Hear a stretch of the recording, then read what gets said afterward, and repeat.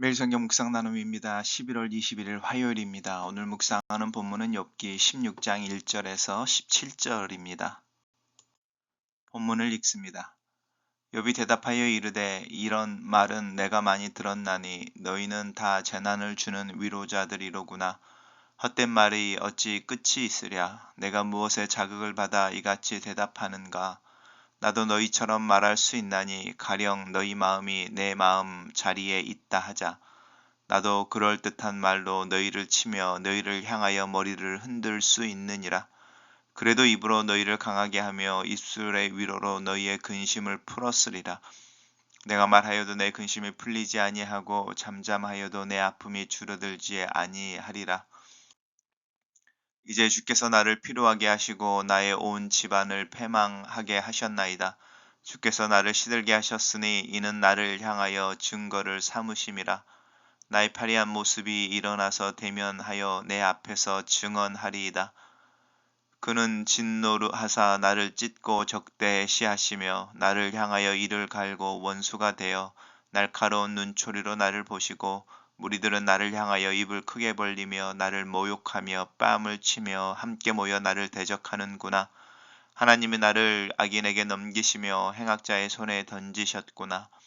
내가 평안하더니 그가 나를 꺾으시며 내 목을 잡아 나를 부서뜨리시며 나를 세워 관역을 삼으시고 그의 화살들이 사방에서 날아와 사정없이 나를 쏘므로 그는 내 콩팥들을 꿰뚫었고 그는 내 쓸개가 땅에 흘러나오게 하시는구나.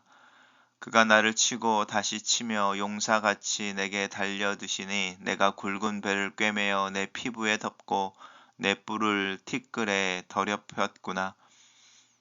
내 얼굴은 울음으로 붉었고 내 눈꺼풀에 죽음의 그늘이 있구나.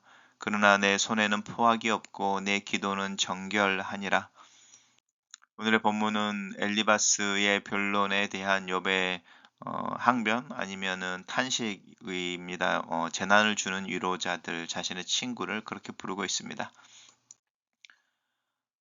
엘리바스로 통칭되어지는 이제 친구들의 첫 번째 또 다른 두 번째 반론의 첫 번째인 거죠. 이제 결국은 동일한 이야기가 반복되어지고 있습니다. 하나님이 죄에 대해서 징계하신다라고 하는 부분이었습니다. 그리고 죄인들은 하나님의 심판 앞에서 살아남을 수가 없고 그 하나님의 심판은 즉각적으로 지금 여기에 이루어진다. 이렇게 이야기하는 부분인데 욥의 대답은 그 말이 맞느나 자신에게는 적용되어지지 않는다라고 하는 부분이었죠. 내가 이런 말을 이제 엘리바스가 했던 아까 말한 그런 말인 거죠. 인과응보, 인과율에 근거한 어떤 고난을 해석해내는 것이죠. 그리고 그 원인으로서는 죄라고 하는 것이었습니다. 그렇지만 내가 그런 말을 많이 들었지만 너희는 다 재난을 주는 위로자들이다. 오히려 위로한다고 말을 하는데 그게 위로가 안 된다라는 거죠. 우리도 뭐 교회에서 어려운 일을 당하거나 또 내가 어려운 일을 당했을 때에 뭐 기도가 부족해서라든지 하나님이 너로 하여금 회개하게 하려고 한다든지 또 이제 성경에 있는 어떤 구절들을 가지고 이제 실천을 덜해서 부족해서 이제 이렇게 말하는 경우가 있습니다. 그런 말을 들을 때도 있고요. 그렇지 않다라고 하는 부분입니다. 이제 그렇게 말하는 것이 어려운 삶에 있는 이들에게 절대로 격려가 되지 않는다라고 하는 부분입니다. 왜 그렇게 말을 하느냐, 이제 무엇에 자극을 받아서 그런 말을 하느냐, 헛된 말, 전혀 위로가 안 되고, 이제 월킹하지 않는 거죠. 그러니까 작동하지 않는 말, 그 말을 왜 멈추지 못하느냐, 나도 너희처럼 그렇게 말할 수 있어, 라는 겁니다. 그리고 너희 마음이 내 마음 자리에 있다 하자.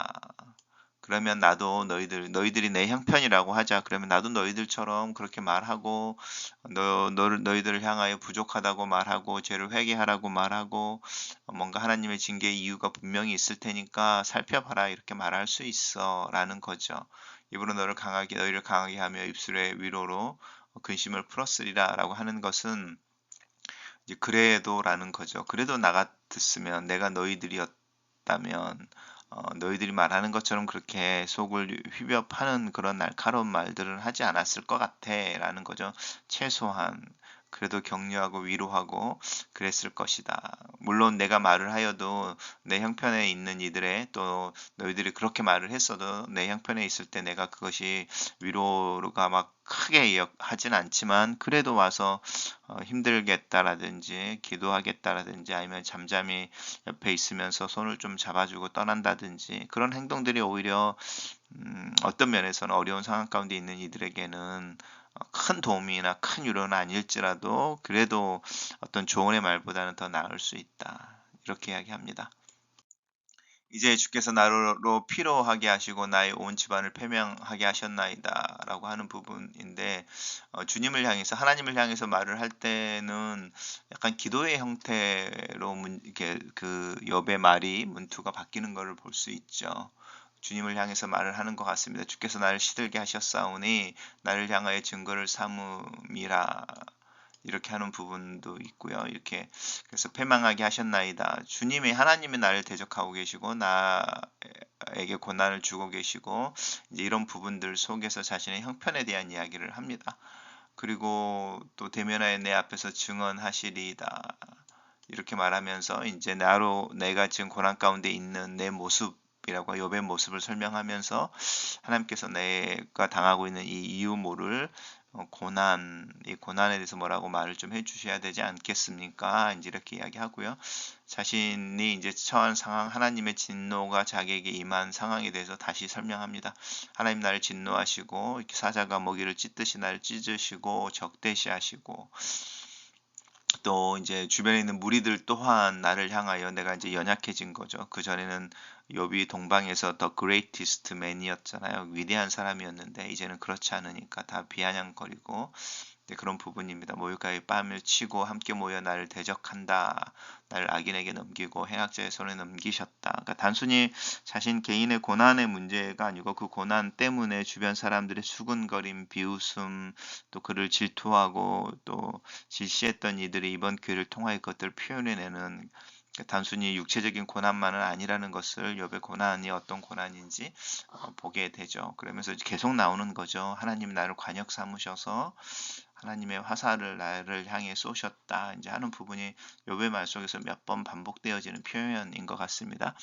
내 콩팥들을 꿰뚫고 내 쓸개가 땅에 나오게 하시는구나. 이것은 자신의 고통에 대한 이야기이고 비참함에 대한 이야기인 거죠. 삶의 의미가 상실되어져 버린 자신을 향한 어떤 사람들의 평가, reputation이라고 하는 그런 존경과 그런 부분들이 다 땅에 떨어져 버린, 그래서 사실은 중급만 못한 막 이런 상황들인 거죠.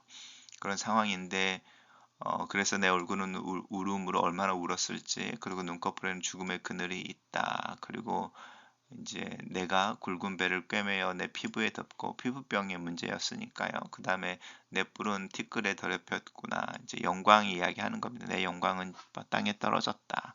그러나라고 하는 게 이제 욥의 항변입니다. 그러나 내 손에는 포악이 없고 내 기도는 정결하다. 하나님 앞에서 고난을 받을 때 이렇게 말할 수 있는 욥의 어떤 그 의로움이라고 하는 부분은, 우리가 생각하는 우리 자신의 의로움과는 좀 차원이 달라 보이기도 합니다. 단락을 요약해 보겠습니다. 욥은 엘리바스의 말을 반박하며 하나님이 자신의 대적이 되어 자신을 공격하고 있는 상황에서 친구들이 오히려 재난을 주는 위로자들이라고 한탄하고 있다. 이렇게 정리해 봤습니다. 매일 성경의 묵상 나눔입니다. 하나님은 오늘 우리 삶을 흔들기도 또 고난을 주시기도 하십니다. 우리는 욥처럼 하나님이 행하신 일로 인해 혼란과 고통을 호소할 때가 있습니다. 그런 상황에서 그럼에도 불구하고 잊지 말아야 할 것은 이 모든 고난이 죄의 결과만은 아니라는 사실입니다. 때로 하나님은 신실한 자녀들에게 부당한 고난도 허용하시고 더 나은 삶을 가르쳐 주시기 위해 환난도 허락하십니다. 엘리바스와 친구들은 자신들의 말이 욥을 향한 또 위로라고 생각하지만, 정작 욥은 그 친구들의 모든 말이 헛되다고 말하고 있습니다. 그들의 행동은 조롱과 경멸을 담아 머리를 흔드는 일이고, 그들의 말은 입술로만 하는 위로기에 공허한 바람에 지나지 않습니다. 욥은 그들이 만일 자신의 처지에 있다고 하면 그렇게까지 말할 수 없었을 것이다 라고 한탄하고 있습니다. 최소한의 위로와 격려는 있어야 될 것이 아니냐라고 친구들을 향해 질문합니다. 우리는 위로자입니까? 위해자입니까? 우리는 말과 행동으로 고난을 받는 이웃을 지탱해 주고 있습니까? 욥은 무슨 말을 해도 줄지 않는 고통 가운데 자신이 있음을 한탄합니다. 한 번이라도 대답해 주실 것 같은 하나님, 그렇지만 그 하나님의 절대적인 침묵 앞에서 하나님이 원망스럽게 여겨지는 자신의 마음을 표현하고 있습니다. 친구들과의 대화는 소망이 없고 하나님과의 대화도 진전이 없지만 그래도 욥은 하나님을 선택하고 있습니다. 원망하고 탄식할지라도 하나님 앞에 나아가 그 앞에서 답을 얻으려는 욥은 진정 믿음의 사람입니다. 원망하고 탄식할지라도 하나님을 떠나지 않고 끊임없이 그 앞에 나아가는 끈질김이 구하는 믿음, 찾는 믿음, 결핍의 믿음이라고 할 수 있습니다. 욥은 경험하고 있는 모든 고난이 하나님의 행하심이라고 생각합니다. 하나님이 자신을 관역으로 삼아 사정없이 화를 쏘셨다고, 그래서 자기와 온 집안이 망가뜨려졌다고 말합니다. 하지만 욥은 여전히 하나님으로부터 도망가지 않고 하나님을 향해 나아가기로 마음을 먹고 있습니다. 손에 포악이 없고 기도가 정결한 자신에게 이렇게 혹독한 시련을 주신 이유를 물며 하나님께 매달립니다.